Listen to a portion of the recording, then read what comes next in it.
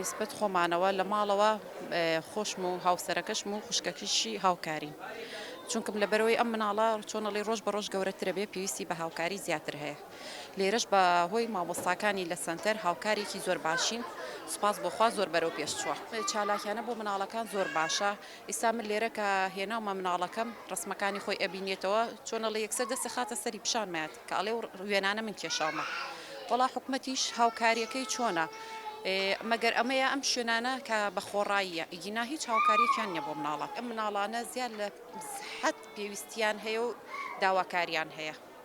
لەبەرەوە زۆر پێویستە کە ئەم مناڵانە هاوکاریان بکرێت. هەموو ڕۆژێ هاتوچۆی پێەکەین بۆ خۆمان، مامۆستاکانیشی زۆر باشن لەگەڵ یا بۆ خۆشمانە بێ زۆر هەوڵ بین لەگەڵ یا بەزەوەی هەیە مناڵی ئۆتیزم ئەرکی زۆرە لە چاو مناڵێکی طبیعیە. هاوکاریانەکەن بەس بە پێی پێویست یعنی ئەبێ زۆر هەوڵیان لەگەڵ بن. ئێستا ئەم مناڵانە پێویستیان بە هاوکاریە بە یعنی پێشکەوتنێکی زۆرە بۆی کە هەوڵ بن. ئەمان مناڵێکی طبیعی بە جارێک فێر بێ ئەمان بە 10 جاریش فێر نابن.